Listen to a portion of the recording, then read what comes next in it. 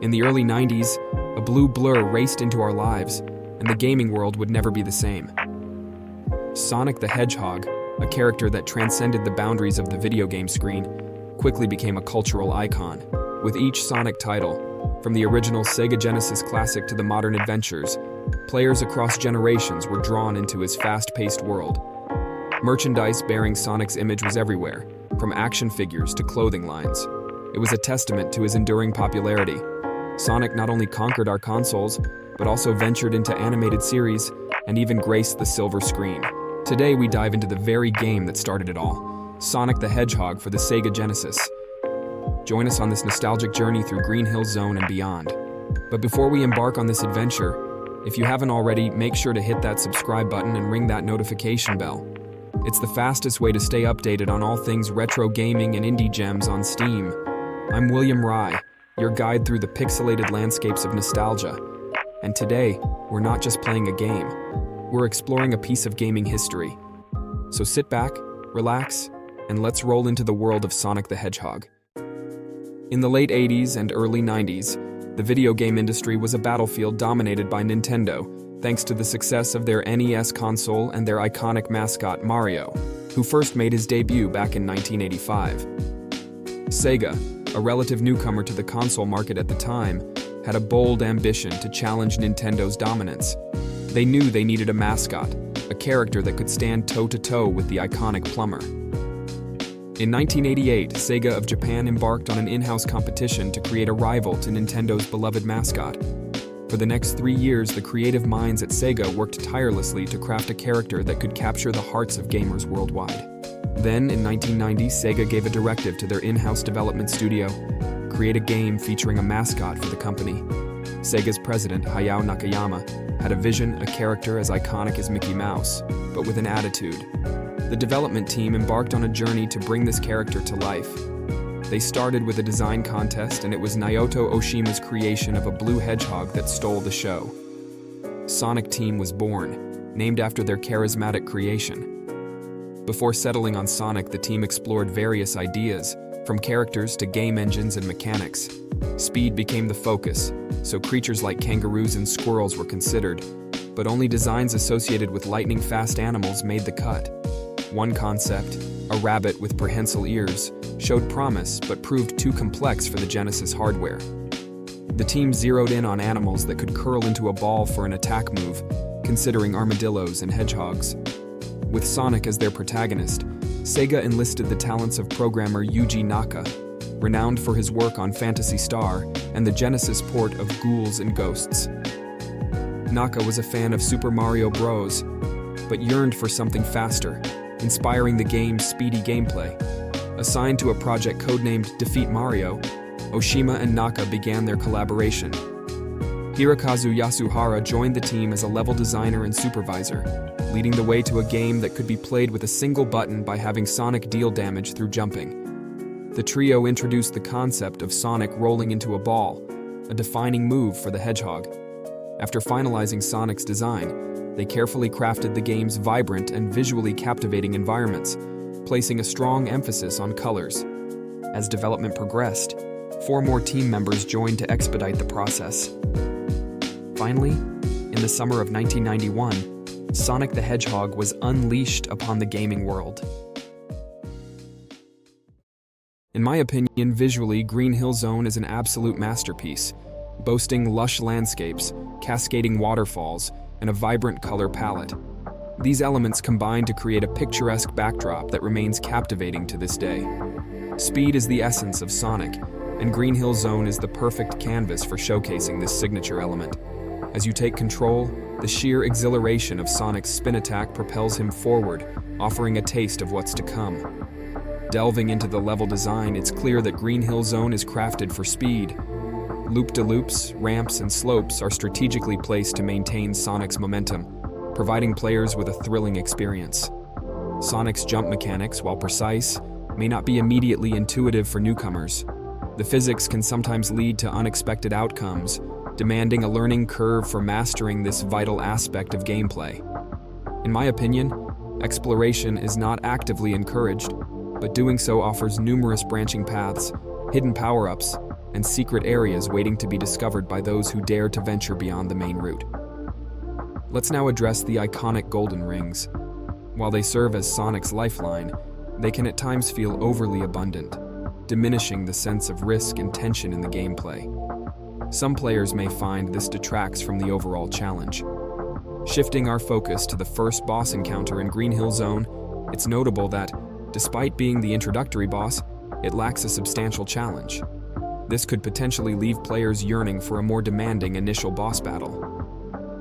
In conclusion, Green Hill Zone is a visual masterpiece that effectively showcases Sonic's speed and provides a thrilling platforming experience. However, addressing the abundance of rings and potentially increasing the challenge of the first boss could have elevated this zone even further. Continuing our Sonic adventure in Marble Zone, while it maintains the visual splendor of the first act, Marble Zone surprises us with new challenges and elements to conquer. Marble Zone introduces Sonic to a series of trials that were absent in Act 1. Watch out for those sneaky spikes that emerge from the sides and ground inside the underground areas, ready to catch Sonic off guard. This level also expands on the sense of exploration with hidden secrets and alternate routes. It's a treat for players who love to uncover the level's mysteries. The stage design of Marble Zone takes an unexpected turn as well. Unlike the open spaces of Green Hill Zone, Marble Zone offers less room for Sonic to gather speed, necessitating a more cautious approach as he navigates moving platforms over the perilous lava. Speaking of lava, it is featured prominently in this act, with sections that require Sonic to outrun the creeping danger, forcing Sonic to approach each moment with care and precision.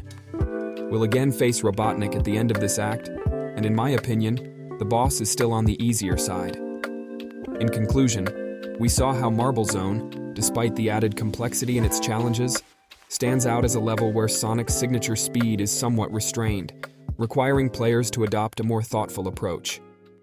Springyard Zone offers a unique experience across its 3 acts. The zone's aesthetics and gameplay set it apart from the previous Green Hill and Marble Zone. In fact, almost all the zones in the game are a visual distinct from each other, and definitely help this franchise gain its legendary status. However, not everything in this zone is a smooth ride. We encounter those peculiar pinball-like contraptions, which, although intriguing, they have a tendency to trap Sonic in loops, making progression a bit less straightforward and sometimes very frustrating. Additionally, the zone is littered with ball spikes that require precise timing to navigate. This level introduces us to some new enemies, adding a layer of challenge. However, it's worth noting that familiar foes like the pesky crabs and wasps make a return. The game's decision to reuse these enemies may seem like a missed opportunity for more variety. This zone also takes Sonic to new heights, literally.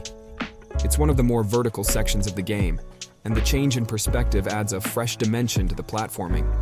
As we approach the zone's end, we'll encounter Robotnik once again. The boss battle in this zone shows improvement compared to the earlier ones, but it still falls on the easier side. In conclusion, Springyard Zone, with its 3 acts, retains the zone's distinctive aesthetic, adds some new challenges, and embraces a more vertical approach. While there is improvement in the boss battle, remains relatively easy. It's a zone that showcases both the strengths and occasional frustrations of Sonic's early adventures. We're diving into the challenging depths of the ocean. It's like an underground maze, almost as if Poseidon himself created it. I've always found this zone to be a truly unique and memorable part of Sonic's adventure, although some of the danger is tinged with nostalgia. But we'll get to that. This level is a significant departure from what we've encountered so far. Its intricate maze-like design and underwater setting present a set of challenges that stand out from the rest. Sonic's constantly on the edge, with creatures and spikes lurking around every corner. Speaking of creatures and spikes, this level introduces shooting gargoyles and expands on spinning spike balls from previous levels. It demands precise timing and precision, made more challenging due to the underwater movement. What I've always appreciated about Labyrinth Zone is the verticality it brings to the table, a significant upgrade from Springyard Zone. The change in perspective, with Sonic navigating both horizontally and vertically, adds depth to the gameplay, keeping things engaging. The waterfall loop in the second act, I must admit, There were moments when I had to pause the game just to catch my breath, quite literally. It was very frustrating for me, that's for sure. Now, let's talk about the introduction of the air management system. As a child, I remember the sheer panic of not finding a bubble in time to keep Sonic alive. However, as an adult, I've realized that bubbles are everywhere, and I've never come close to running out of breath. A missed opportunity, in my opinion. As we reach the end of this level, we face Robotnik, and it's not just more engaging, it's a breath of fresh air, pun intended, compared to some of the earlier boss encounters. Ironically, the boss battle we don't face in this zone is the most engaging one. In conclusion, Labyrinth Zone has always been a standout in Sonic's adventures for me. Its intricate design and unique challenges force players to adapt and overcome, making it a memorable part of the game. Next up, we're racing through the dazzling Starlight Zone, a level that brings a whole new vibe to Sonic's adventure. This level is quite a departure from the previous levels, and it's one of the shortest and easiest so far for me. But let me tell you, it's a delightful change of pace. This zone stands out as one of the few where Sonic can truly rev up his speed, and it feels like an earned reward after getting through the slow, painful Labyrinth Zone. The loops and fans scattered throughout the level create an exhilarating sense of momentum, and it's a refreshing break from some of the slower, more methodical zones we've seen. There aren't many enemies here, or at least not many, which can be destroyed by Sonic.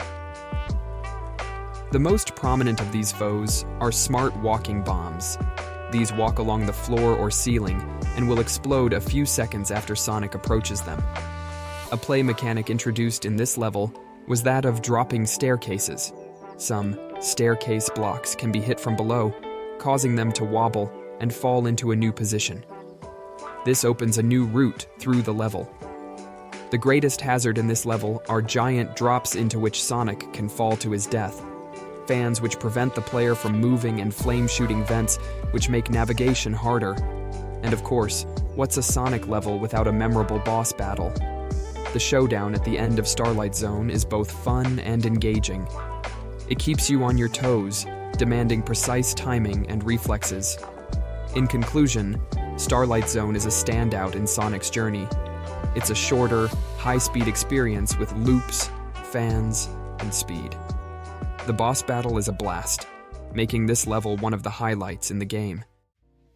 Get ready to cling to those precious rings as we journey into the unforgiving Scrap Brain Zone, the ultimate test that awaits Sonic before his showdown with the notorious Dr. Robotnik. Scrap Brain Zone couldn't be a more dramatic departure from the zones we've conquered thus far. It's a level that flips the script, challenging your platforming skills like never before. Gone is the speed and simplicity of Green Hill, but the trial that awaits is one worth embracing. In this zone, speed takes a back seat, making room for precision as the dominant game plan. The level's intricate and unforgiving design features a labyrinthine structure that demands meticulous navigation. Twisted pathways and devious traps lurk around every corner, daring Sonic to find his way through. The true standout of Scrap Brain Zone lies in its environmental perils. This level teems with electrified floors, vanishing platforms, and relentless crushing machinery. Timing and meticulous planning are your allies, guiding Sonic through the relentless gears without a scratch.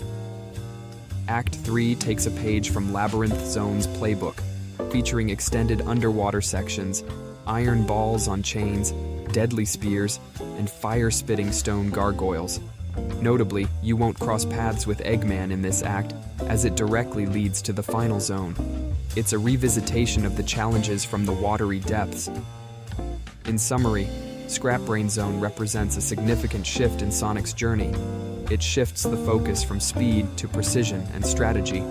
As you navigate its intricate passages and confront distinctive enemies, the experience is etched into your memory, and the ultimate showdown with Dr. Robotnik is certain to keep you on your toes. It's time to face the ultimate challenge as we step into the heart of Dr. Robotnik's lair, the enigmatic Final Zone. The Final Zone stands as the culmination of Sonic's epic journey, and it's a significant departure from the zones we've encountered thus far. Here, you won't find any rings, gimmicks, or typical obstacles. It's all about the final showdown against the infamous Dr. Robotnik. The boss of the final zone, known as the Egg Crusher, presents a unique and engaging challenge. This formidable adversary is a room controlled by Dr. Robotnik himself, and its arena is defined by a quartet of alternating crusher pistons, 2 mounted on the ceiling and 2 on the floor. These pistons periodically move upward and press against the surface on the opposite side. Dr. Robotnik himself will appear within one of these pistons, creating a dynamic battle where precise timing is paramount. To defeat the boss, you must strike the piston where Robotnik is located to inflict damage and try not to get crushed by the pistons. Following each attack, orbs of energy emerge at the top of the arena, leaving small gaps between them. It's a demanding challenge that keeps you on your toes. Now let's venture into an aspect of Sonic the Hedgehog that's a bit less celebrated: the special stages, also known as secret zones. These are a set of 6 additional levels that introduce a unique twist to Sonic's adventure. In these stages, players are thrust into rotating rooms with the singular goal of navigating their perplexing mazes to collect one of the 6 elusive Chaos Emeralds. Obtaining all 6 emeralds is the key to unlocking the game's good ending, a task that's easier said than done. To access these elusive levels, a player must accumulate a stash of 50 rings by the end of the first or second act in the game's initial 5 zones. However, let's not sugarcoat it. Sonic 1's special stages are far from the game's strong suit. In fact, they often feel like an extended experimental demo. The central issue with these stages lies in their mechanics. Even when you're familiar with the layout, you'll frequently find yourself into areas you'd rather avoid. Anyone who's played Sonic knows the sensation of gingerly navigating through narrow pathways, clinging to the rotating walls with a fleeting grip, only to be suddenly thrust into wide-open spaces and promptly launched onto exit panels. It's safe to say, these stages don't rank among Sonic's finest moments. Before we wrap up our journey through Sonic the Hedgehog, it's impossible not to acknowledge one of the game's most enduring legacies: its iconic and unforgettable music. The music in Sonic the Hedgehog isn't just a set of tunes. It's a time machine that whisks us back to the early 90s, evoking memories of playing the game for the first time and discovering the magic of Green Hill Zone, the wonder of Marble Zone, and the thrill of speeding through Starlight Zone. It's a testament to the power of video game music, elevating the gaming experience and making every moment more exhilarating. Sonic's music is instantly recognizable, and each zone's theme has etched itself into the hearts of fans. The melodies are upbeat and infectious, reflecting the sense of adventure and excitement that the game embodies. The genius of the game's composer, Masato Nakamura, shines through in every note, making the music an integral part of the Sonic experience. It's a reminder that great game music isn't just a background track, it's a character, shaping our emotions and memories of the game. So, as we bid farewell to Sonic the Hedgehog, we can't help but tip our hats to the remarkable music that has enriched our gaming lives and made our journey with Sonic even more remarkable. It's a testament to the enduring power of nostalgia and the magic of this blue blur's first adventure. In summary, Sonic 1, although it is flawed, still has a fair share of good portions, and even if the sequels that came after it were miles better, Sonic 1 is still a classic, is fun to play, definitely has replay value, and overall is a good game. But let me know your thoughts in the comments. Don't forget to like and subscribe if you enjoyed this video, and remember to stay safe and be happy.